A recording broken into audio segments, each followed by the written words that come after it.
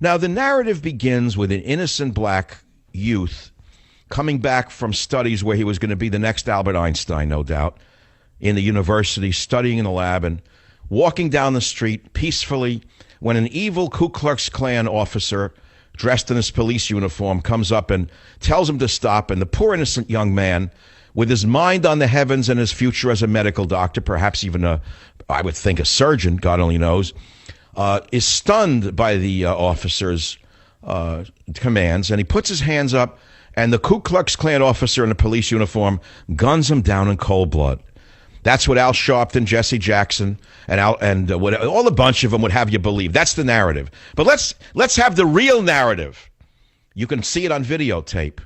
See a little Indian shopkeeper, an immigrant, who wasn't on welfare, not sitting around in his fat behind doing nothing his whole life. He came over from India and saved his money and opened a little grocery store in the neighborhood.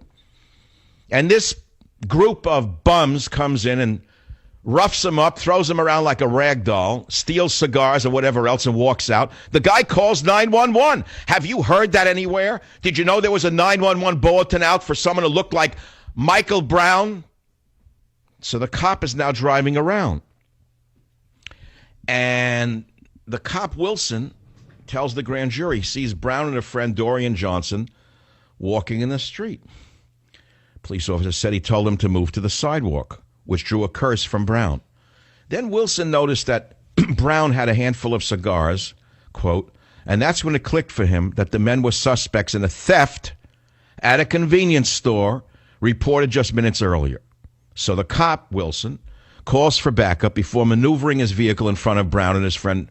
Wilson, who was much smaller than the 6'4", 290-pound Brown, are you ready? Says he was in fear for his life as Brown slammed his squad car door on him and pummeled him through the window, punched him in the face through the window.